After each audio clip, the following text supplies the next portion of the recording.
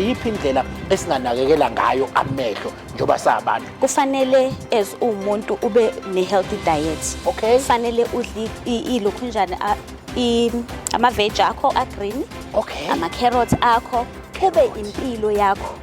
Hayi ukuthi-ke uzokwenzela ngoba usuqalwa inkinga yamehlo. Okay. Kufanele nje kube impilo from ingane incane ilapha esiqala khona ukuthi-ke kufanele njalo i-diet yakho ibe healthy. Kuzosiza kakhulu lokho ekukhuleni kwakho ukuthi ungabi nazo izifo ezifana ngizosisho nje o-macular degenerative disease okwenziwa yiminyaka nokuthi i-diet yethu bingekho yinhle from ebuncaneni bethu. Okay, bese futhi-ke uma sesidlile kahle-ke kufanele manje siwa-protect amehlo ethu. Okay. Kuzihlobo manje kuyashisa. Right.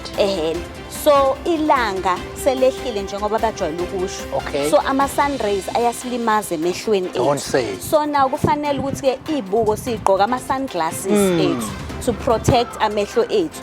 Futhi kusivikela njengayindawo nje engihlala kuyona kunomoya kakhulu kungena ama-particles emehlweni ukungcola emehlweni agcina amehlo asene-infection kanti kuthiwa wena ubuyigqokela izibuko zakho uprotect amehlo akho ngaba sifikanga. Izaza. Yebo, izaza libalulekile. Absolutely.